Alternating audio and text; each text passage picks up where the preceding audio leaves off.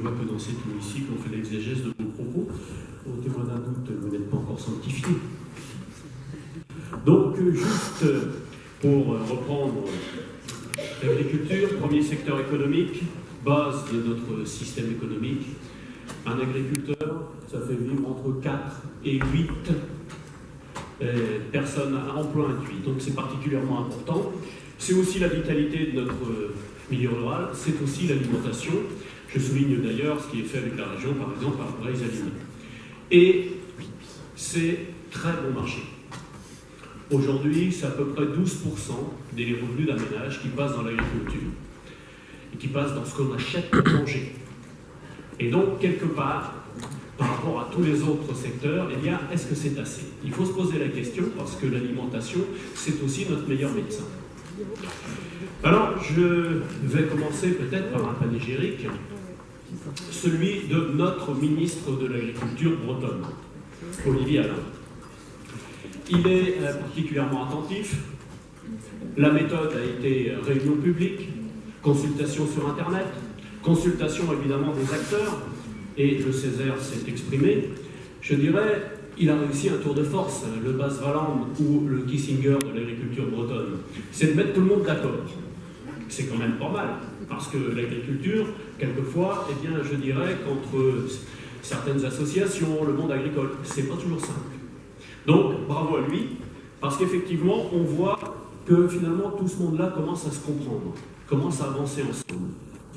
Alors, j'ai noté un certain nombre de défis et, à mon avis, les propositions que fait le Conseil régional sur la PAC répondent à ces défis.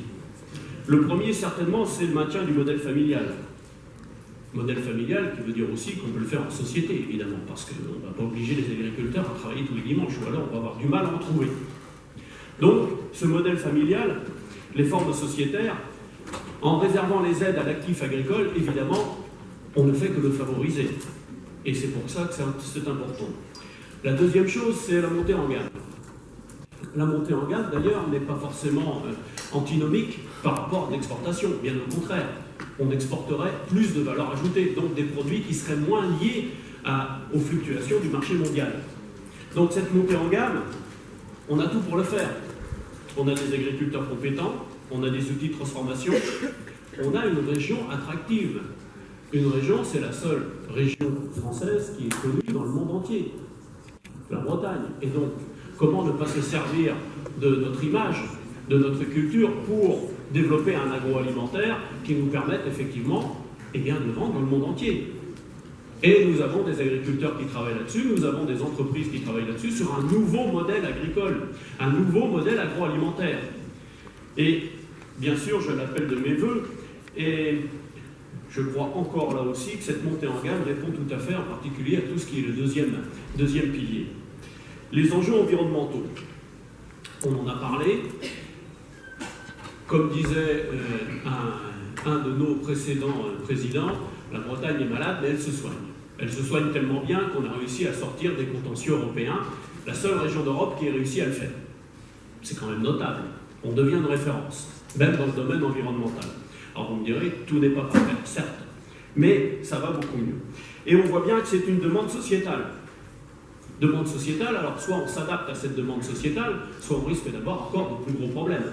Et là, tout ce qui est fait, alors je l'ai dit tout à l'heure sur le deuxième pilier, mais qui va être renforcé, il est très probable que toute la société va dans ce sens-là, et nos agriculteurs le comprennent, et le comprennent très bien.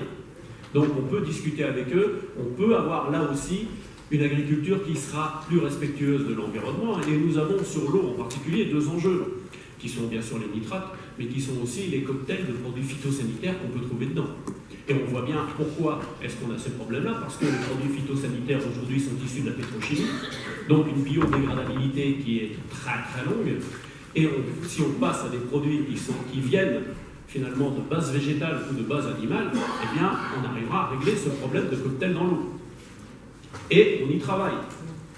Donc, il faut effectivement continuer. Donc, on a parlé également de la politique de cohésion territoriale tout à l'heure, ça fait partie du deuxième pilier, et j'ai noté qu'à peu près tout le monde est d'accord, dans cet hémicycle, au Césaire et ailleurs, pour dire que l'autorité de gestion qu'est la Bretagne doit aussi devenir l'autorité de paiement. Ça nous éviterait les petits problèmes que nous avons eus avec l'ASP. Alors, si les agriculteurs font effectivement des efforts, il faut qu'ils soient récompensés. Et la récompense, c'est évidemment le prix. Et c'est pour ça que j'accueille, moi, avec satisfaction, les aides contracycliques, ou semi-contracycliques, évidemment. Quand on vend des productions chères, on n'a pas besoin d'être soutenu. Quand, par contre, il y a un problème, effectivement, il faut réguler, et à ce moment-là, il faut aider. C'est d'ailleurs ce qui s'est passé dans la dernière crise du lait, parce qu'on a aidé les agriculteurs à arrêter le lait, on a soutenu par rapport avec des fonds européens qui sont venus directement. Donc, cette montée en gamme, elle doit être sécurisée. L'exception alimentaire, je crois aussi qu'elle doit s'inscrire dans les grands traités internationaux que nous faisons avec différents États ou différents groupes d'États. Ça paraît assez évident. Donc, et de ce côté-là, je crois que jusque-là, l'État français n'avait pas pris la mesure de cela. Ce qui explique par exemple qu'il ne s'est pas opposé au CETA. La volatilité des prix, le recouplage des aides, ça aussi, ça me paraît relativement important, c'est-à-dire qu'on fait de l'aide par rapport à ce qui est réellement produit. Alors, je note aussi que ce projet a reçu l'avis unanime du Césaire, puisque personne n'a voté contre. Donc on voit bien que c'est notre demande, ce n'est pas seulement la demande du Conseil régional, c'est bien la demande de la population bretonne qui est relayée et qui donne mandat à notre président de région et à notre ministre de l'Agriculture de défendre tout cela à Bruxelles. Donc effectivement, on n'est pas sûr d'arriver au bout avec tout ce que l'on veut. Mais une chose est sûre, si on n'avait pas fait tout ça, quelle légitimité nous aurions à Bruxelles pour dire voilà ce que l'on veut? Et non seulement à Bruxelles, mais y compris à Paris, parce qu'il y a quand même beaucoup de choses qui vont passer par là, et au ministère de l'Agriculture. Donc, je donne un cadre commun, tout le monde en demande un, qui soit européen, mais aussi une déclinaison qui aille jusqu'à la région et qui nous permette, dans des procédures simplifiées, de pouvoir nous adapter directement. On est bien là dans la subsidiarité et, j'allais dire, dans quelque chose qui est commun au niveau européen, c'est-à-dire qu'on laisse les territoires s'organiser. Alors, moi je suis positif, je soutiens totalement les orientations qui sont faites au niveau agricole. Vous savez que je suis un ancien agriculteur, donc quelquefois j'ai une certaine expérience même dans un certain nombre de domaines, et je le soutiens totalement car à mon avis elle va dans le bon sens. Et je crois qu'aujourd'hui on a un consensus qui arrive quasiment dans la profession, dans les associations. Il faut profiter de ce consensus pour faire une transition de notre modèle agroalimentaire. Ça ne veut pas dire le supprimer, ça veut bien dire faire une transition. Je crois que c'est clair, nous en avons besoin, l'agroalimentaire c'est notre force.